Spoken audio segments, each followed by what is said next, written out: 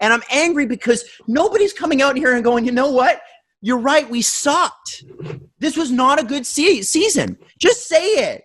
Everybody that saw this team, you can debate me on the reasons why. I will totally be open to that. But do not tell me for 1 second that the team you saw this year had you convinced. I said it in November. I said, until this team actually makes the second round, I have no faith in them.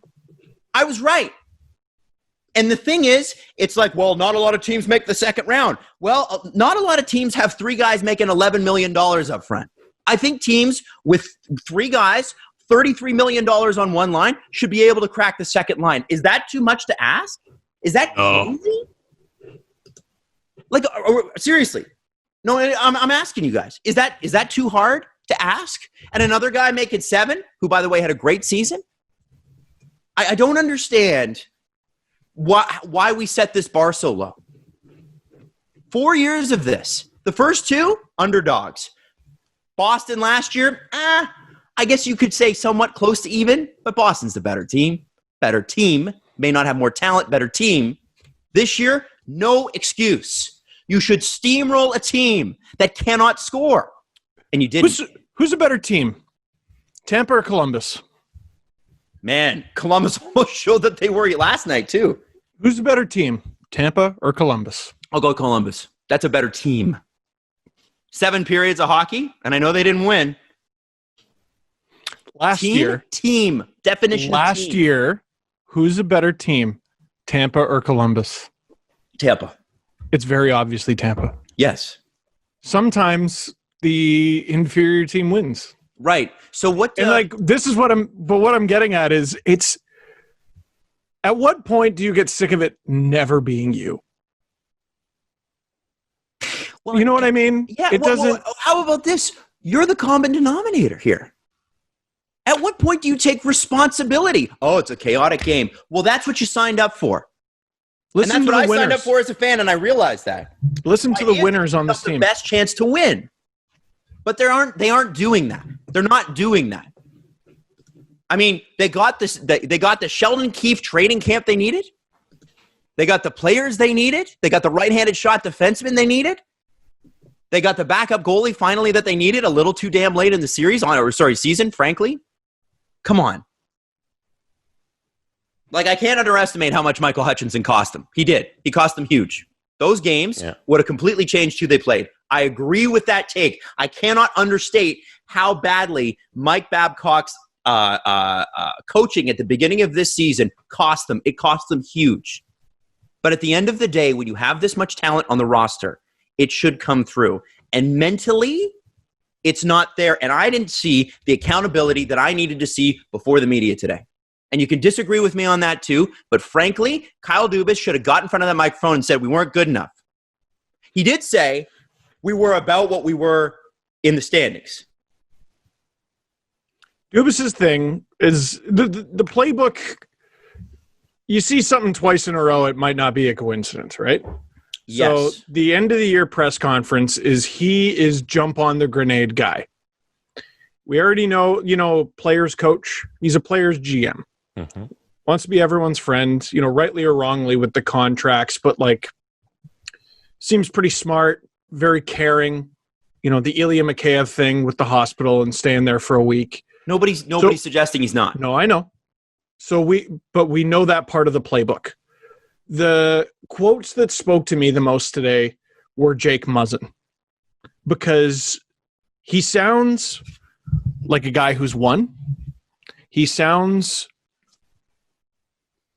like a guy who's frustrated, and he also sounds optimistic.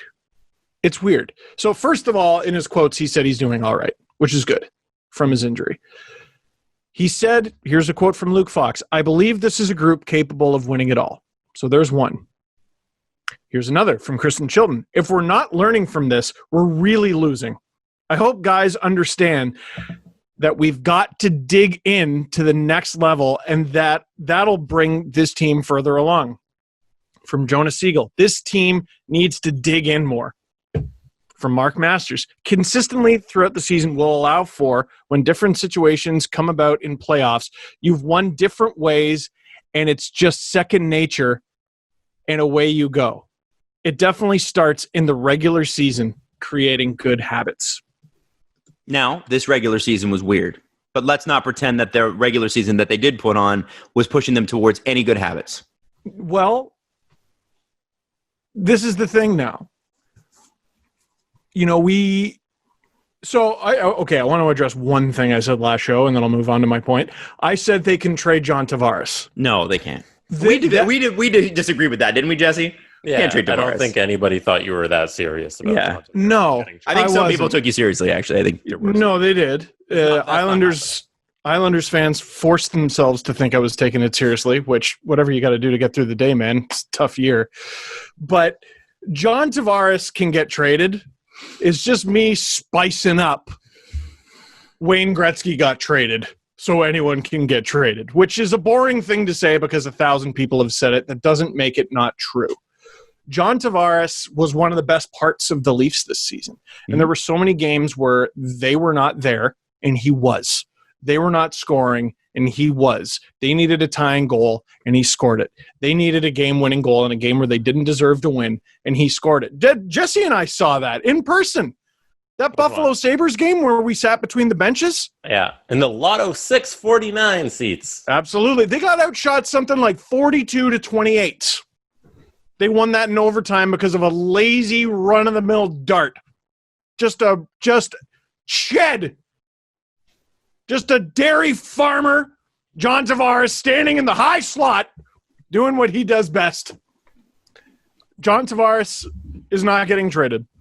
But that was me saying, listen, anything to make this team better needs to happen. Now, when it comes to the core, and Jake Muzzin's quotes about digging in. A lot of you are mad at Mitch Marner. They're not trading Mitch Marner. They're not. Who, like you guys said last show, who's taking that contract? And also, he's only going to get better. I did agree with Dubas on that. Yeah, he's right. Elliot wrote last night that the team is very high on him in terms of like people's perception on Marner and like the negotiations and how all that went. The team's expectations of Marner are super high, but they also love him a lot. And he's not going anywhere. Totally. They believe in him more than the fans do. Well, and they should. Yeah. They made the bet. Yeah. I sure hope they do. But it's gotten to the point. You don't sign an 8-year contract at $11 million per and go, I'm not really sure we believe in him as much as the fans do. But that's why you should also temper your expectations on Dubas's comments on Ceci. He's the guy who made that Ceci deal. If he wants to save face publicly and provide all of these excuses for Ceci and be like, hey, you know what? He's a good player, then go ahead. He lost face, though. And sign him. He owned it. Kyle, that's my dare. Kyle, I dare you to sign him at 8 years. His numbers are great. I dare you. Yeah. I mean, I dare you. That's the thing, Jesse. And I know what you're saying. If a guy wants to lie to the media, I don't have a problem with that. Yeah, but you will lose face. You will lose respect. And he doesn't care. Not Shanahan. That's not coming. Is it to guys on a podcast? Maybe. Here, I wasn't done my point. Is this what you guys put up with every episode? Jesus, yes. I'm so sorry. Okay, listen, Mitch Marner, he's only going to get better, and we can have a longer conversation about him after, and I think we should. People are still resentful of what happened last summer, I think is going on. That's what we should talk about. Austin Matthews, if it was even possible, is only going to get better. I think William Nylander's only going to get better. He's still got a little bit of room. Morgan Riley is almost there, and wow, what a player. Wow, what a player. Maybe he's there. Maybe he doesn't have more to give, but what he has to give is amazing. Well, I was drafted 8 years ago. If I might add to that quickly, and I'm not trying to interrupt your point, maybe if we gave him a partner, just throwing that out there. Continue. You know, and I'm hoping they find a partner that doesn't work within their data confines because that's clearly not going to work.